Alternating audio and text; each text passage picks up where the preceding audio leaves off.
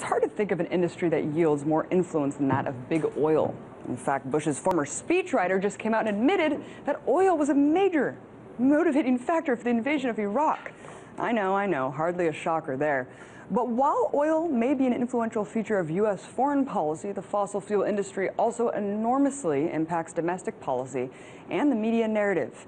It's a subject my next guest has tackled throughout his entire career, while exposing some of the biggest oil corporations from the U.S. to Venezuela and everywhere in between.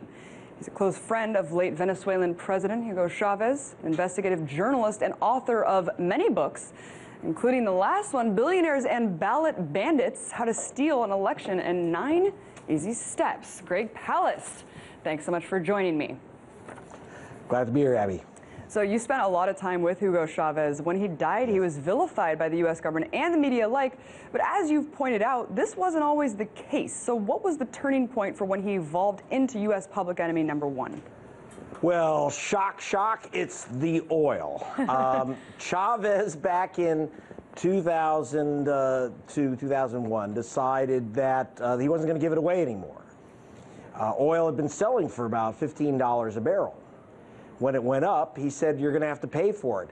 The big U.S. oil companies are paying a royalty for Venezuela's super heavy oil of about 1%. 1%, okay?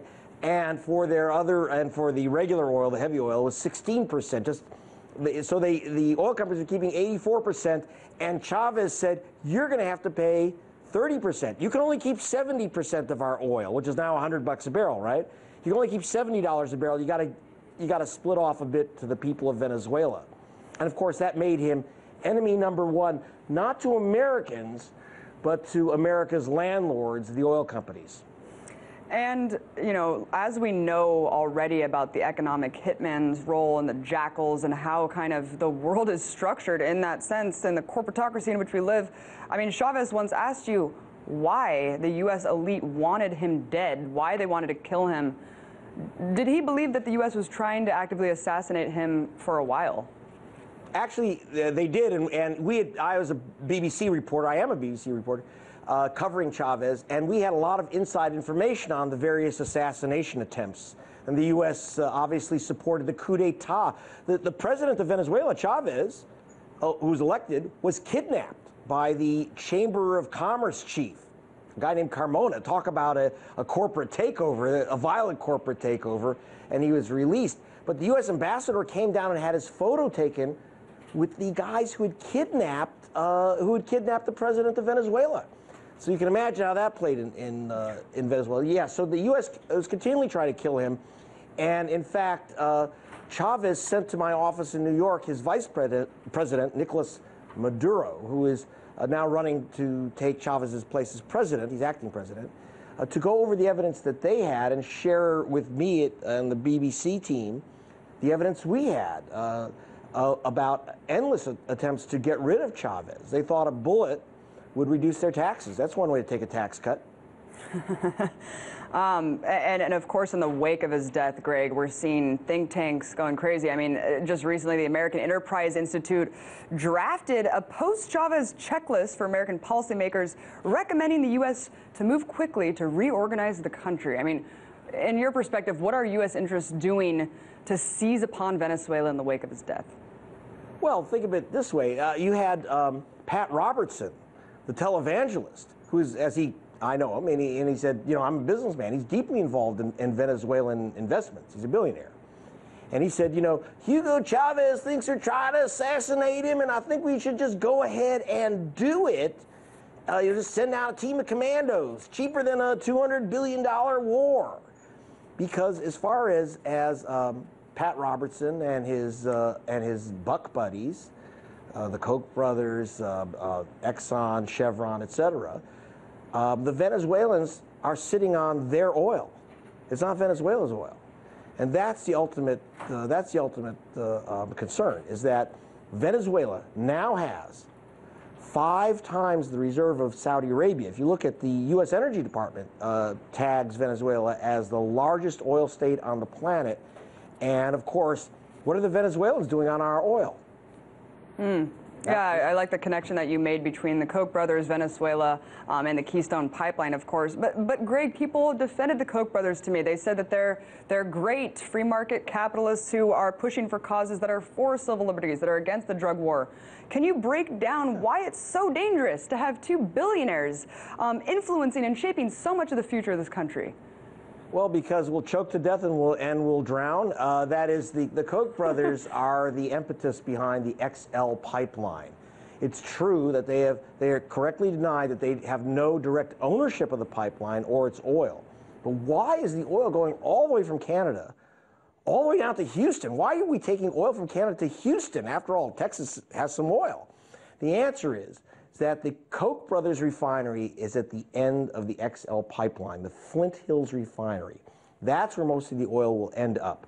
Right now, they have to buy their oil from Venezuela, the heavy oil that Hugo Chavez's government produced.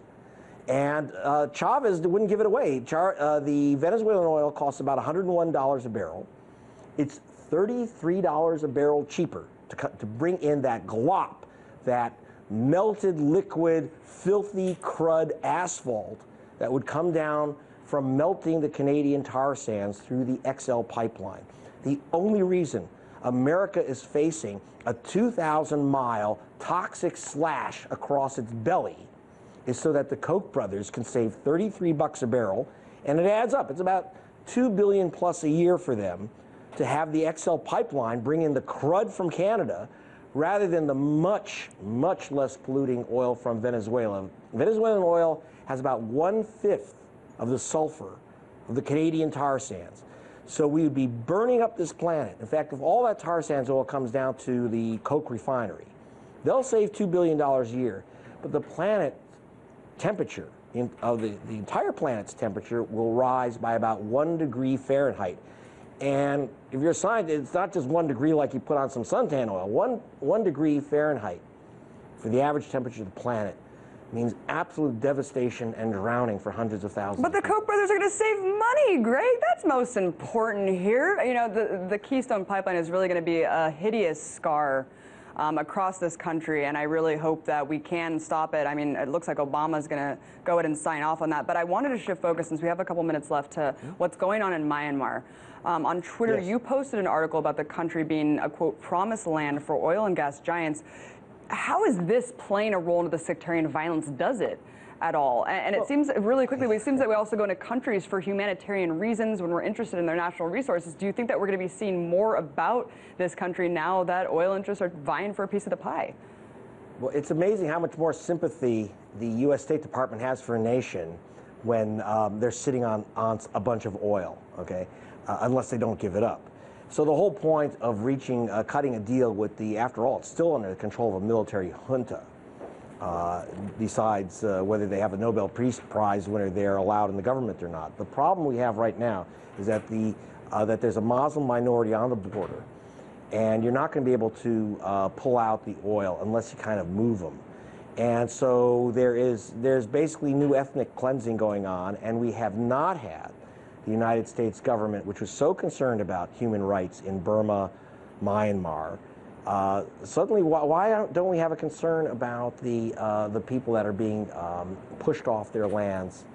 It's called an ethnic conflict, but it's never an ethnic conflict. There's been an ethnic conflict forever. It's a resource conflict, and I'm very concerned that once again we are displacing people and effectively turning a blind eye to genocide. It's not ethnic. It is a resource issue. It is about and as usual, it's about grabbing the oil and the pipeline routes. Unbelievable. And Greg, we have about a minute left, but to those who are watching this and saying it's hopeless, what can we do to take our country back and the world at large from these corporate overlords? What would you say? Well, tell the truth on them. I mean, most people don't even understand the connection between the XL pipeline and the Koch brothers and the war against Hugo Chavez. It's all one battle. And by the way, that's why I've agreed with BBC to allow people to take the film, The Assassination of Hugo Chavez, my film for BBC, for free. If you go to gregpalast.com, at least you'll know what they're doing to you. I mean, that's the first thing. You can't stop the pickpocket unless you find their hand in your pocket. You got to grab them by the wrist. So the information is first, and that's why I appreciate RT letting me on. Thank you so much. Greg Palast, investigative reporter. Indeed, awareness comes first before we can ultimately make the change. Always awesome to have you, Greg.